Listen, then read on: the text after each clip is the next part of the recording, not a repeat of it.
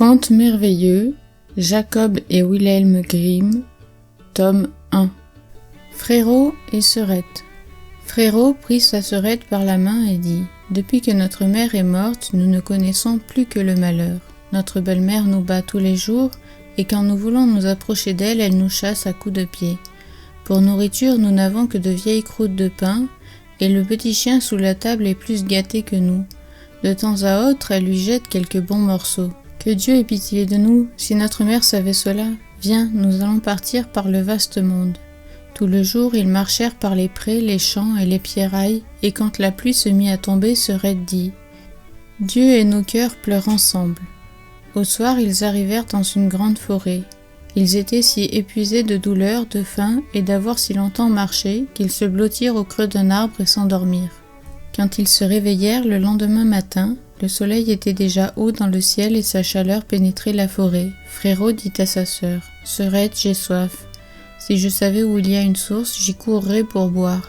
Il me semble entendre murmurer un ruisseau. » Il se leva, prit Sœurette par la main, et ils partirent tous deux à la recherche de la source. Leur méchante marâtre était en réalité une sorcière, et elle avait vu partir les enfants. Elle les avait suivis en secret, sans bruit, à la manière des sorcières, et avait jeté un sort sur toutes les sources de la forêt.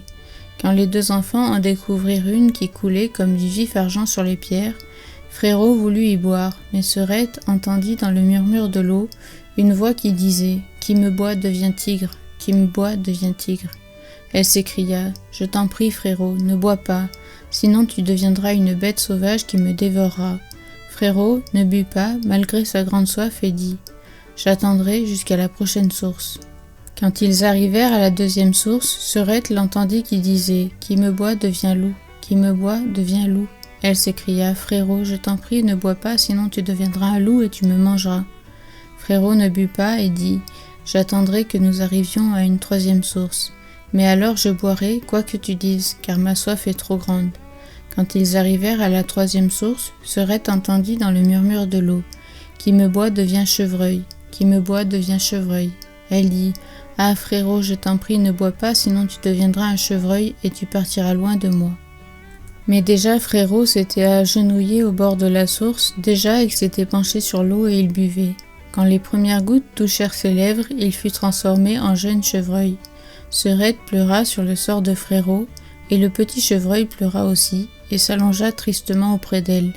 Finalement la petite fille dit : « Ne pleure pas, cher petit chevreuil, je ne t'abandonnerai jamais. » Elle détacha sa jarretière d'or, la mit autour du cou du chevreuil, cueillit des joncs et en tressa une corde souple. Elle y attacha le petit animal, et ils s'enfoncèrent toujours plus avant dans la forêt. Après avoir marché longtemps, ils arrivèrent à une petite maison. La jeune fille regarda par la fenêtre, et voyant qu'elle était vide, se dit : « Nous pourrions y habiter. » Elle ramassa des feuilles et de la mousse, et installa une couche bien douce pour le chevreuil. Chaque matin, elle faisait cueillette de racines, de baies et de noisettes pour elle, et d'herbes tendres pour Frérot. Il la lui mangeait dans la main, était content et folâtrait autour d'elle. Le soir, quand Sœurette était fatiguée et avait dit sa prière, elle appuyait sa tête sur le dos du chevreuil. C'était un doux oreiller, et s'endormait. Leur existence eût été merveilleuse si Frérot avait eu son apparence humaine. Pendant quelque temps, ils vécurent ainsi dans la solitude. Il arriva que le roi du pays donna une grande chasse dans la forêt. On entendit le son des trompes, la voix des chiens et les joyeux appels des chasseurs à travers les arbres. Le petit chevreuil à ce bruit aurait bien voulu être de la fête. « Je t'en prie, Sœurette, laisse-moi aller à la chasse, dit-il, je n'y tiens plus. » Il insista tant qu'elle finit par accepter. « Mais, lui dit-elle, reviens ce soir sans faute. Par crainte des sauvages chasseurs, je fermerai ma porte. À ton retour, pour que je te reconnaisse, frappe et dis : Sœurette, laisse-moi entrer. Si tu n'agis pas ainsi, je n'ouvrirai pas. » Le petit chevreuil s'élança dehors tout joyeux de se retrouver en liberté. Le roi et ses chasseurs virent le joli petit animal, le poursuivirent, mais ils ne parvinrent pas à le rattraper. Chaque fois qu'ils croyaient le tenir, il sautait par-dessus les buissons et disparaissait. Quand vint le soir, il courut à la maison, frappa et dit : « Sœurette, laisse-moi entrer. » La porte lui fut ouverte, il entra et se reposa toute la nuit sur sa couche moelleuse. Le lendemain matin, la chasse recommença, et le petit chevreuil entendit le son des cors et les oh-oh des chasseurs.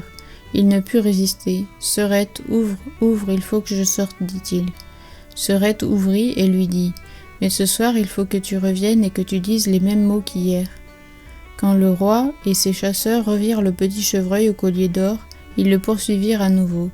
Mais il était trop rapide, trop agile. Cela dura toute la journée. Vers le soir, les chasseurs finirent par le cerner, et l'un d'eux le blessa légèrement au pied, si bien qu'il boitait et ne pouvait plus aller que lentement. Un chasseur le suivit jusqu'à la petite maison, et l'entendit dire « Serette, laisse-moi entrer. » Il vit que l'on ouvrait la porte, et qu'elle se refermait aussitôt. Il enregistra cette scène dans sa mémoire, alla chez le roi et lui raconta ce qu'il avait vu et entendu.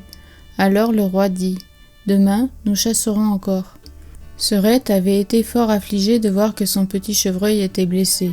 Elle épongea le sang qui coulait, mit des herbes sur la blessure et dit « Va te coucher, cher petit chevreuil, pour que tu guérisses bien vite. » La blessure était si insignifiante qu'au matin, il s'en ressentait plus du tout.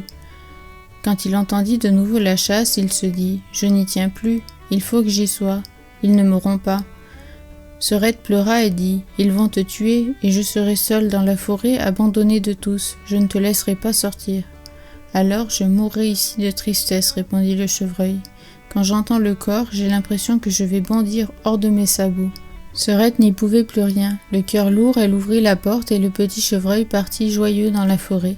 Quand le roi le vit, il dit à ses chasseurs « Poursuivez-le sans répit tout le jour, mais que personne ne lui fasse de mal. » Quand le soleil fut couché, il dit à l'un de ses chasseurs « Maintenant, tu vas me montrer la petite maison. » Quand il fut devant la porte, il frappa et dit « Serette, laisse-moi entrer. » La porte s'ouvrit et le roi entra. Il aperçut une jeune fille si belle qu'il n'en avait jamais vu de pareille.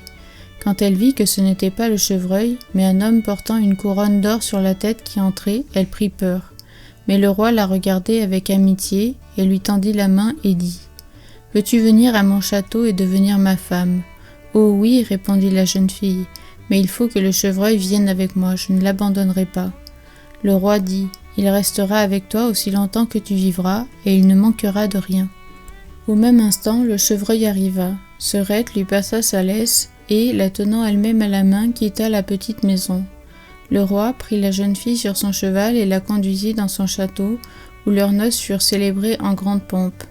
Serette devint donc Altesse royale, et ils vécurent ensemble et heureux de longues années durant. On était aux petits soins pour le chevreuil, qui avait tout loisir de gambader dans le parc clôturé. Cependant, la marâtre méchante, à cause de qui les enfants étaient partis par le monde, s'imaginait que Serette avait été mangée par des bêtes sauvages de la forêt et que Frérot, transformé en chevreuil, avait été tué par les chasseurs. Quand elle apprit que tous deux vivaient heureux, l'envie et la jalousie remplirent son cœur et ne la laissèrent plus en repos.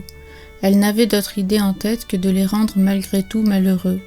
Et sa véritable fille, qui était laide comme la nuit et qui n'avait qu'un œil, lui faisait des reproches, disant « C'est moi qui aurais dû devenir reine. »« Sois tranquille, disait la vieille, lorsque le moment viendra, je m'en occuperai. » Le temps passa et la reine mit au monde un beau petit garçon. Le roi était justement à la chasse. La vieille sorcière prit l'apparence d'une camériste, pénétra dans la chambre où se trouvait la reine et lui dit « Venez, votre bain est prêt, il vous fera du bien et vous donnera des forces nouvelles. Faites vite avant que l'eau ne refroidisse. » Sa fille était également dans la place. Elles portèrent la reine affaiblie dans la salle de bain et la déposèrent dans la baignoire, puis elles fermèrent la porte à clé et s'en allèrent. Dans la salle de bain, elles avaient allumé un feu d'enfer, pensant que la reine étoufferait rapidement. Ayant agi ainsi, la vieille coiffa sa fille d'un béguin et la fit coucher dans le lit à la place de la reine, dont elle lui avait donné la taille et l'apparence. Mais elle n'avait plus remplacé l'œil qui lui manquait. Pour que le roi ne s'en aperçût pas, elle lui ordonna de se coucher sur le côté où elle n'avait pas d'œil. Le soir, quand le roi revint et apprit qu'un fils lui était né, il se réjouit en son cœur et voulut se rendre auprès de sa chère épouse pour prendre de ses nouvelles. La vieille s'écria aussitôt « Prenez bien garde de laisser les rideaux tirés. La reine ne doit voir aucune lumière, elle doit se reposer. » Le roi se retira. Il ne vit pas qu'une fausse reine était couchée dans son lit. Quand vint minuit et que tout fut endormi, la nourrice qui se tenait auprès du berceau, dans la chambre de l'enfant et qui seule veillait encore, vit la porte s'ouvrir et la vraie reine entrer. Elle sortit l'enfant du berceau, le prit dans ses bras, lui donna à boire, puis elle tapota son oreiller, le recoucha, le couvrit et étendit le couvre-pied. Elle n'oublia pas non plus le petit chevreuil, s'approcha du coin où il dormait et le caressa. Puis, sans bruit, elle ressortit, et le lendemain matin, lorsque la nourrice demanda aux gardes s'ils n'avaient vu personne entrer au château durant la nuit, ceux-ci répondirent « Non, nous n'avons vu personne ». La reine vint ainsi chaque nuit, toujours silencieuse. La nourrice la voyait bien, mais elle n'osait en parler à personne. Au bout d'un certain temps, la reine commençait à parler dans la nuit et dit « Que devient mon enfant? Que devient mon chevreuil? 2 fois encore je reviendrai, ensuite plus jamais. » La nourrice ne lui répondit pas, mais quand elle eut disparu, elle alla trouver le roi et lui raconta tout. Le roi dit alors « Mon Dieu, que signifie cela? Je veillerai la nuit prochaine auprès de l'enfant. » Le soir, il se rendit auprès du berceau, et à minuit la reine parut et dit à nouveau « Que devient mon enfant? Que devient mon chevreuil? 1 fois encore je reviendrai, ensuite plus jamais. » Elle s'occupa de l'enfant comme à l'ordinaire avant de disparaître. Le roi n'osa pas lui parler, mais il veilla encore la nuit suivante. De nouveau elle dit « Que devient mon enfant? Que devient mon chevreuil? Cette fois je suis revenue, jamais ne reviendrai. » Le roi ne put se contenir, il s'élança vers elle et dit « Tu ne peux être une autre que ma femme bien-aimée. » Elle répondit « Oui, je suis ta femme chérie. » Et en même temps, par la grâce de Dieu, la vie lui revint. Elle était fraîche, rose et en bonne santé. Elle raconta alors au roi le crime que la méchante sorcière et sa fille avaient perpétré contre elle. Le roi les fit comparaître toutes 2 devant le tribunal où on les jugea. La fille fut conduite dans la forêt où les bêtes sauvages la déchirèrent. La sorcière fut jetée au feu et brûla atrocement. Quand il n'en resta plus que des cendres, le petit chevreuil se transforma et retrouva forme humaine. Sœurette et Frérot vécurent ensuite ensemble, heureux jusqu'à leur mort.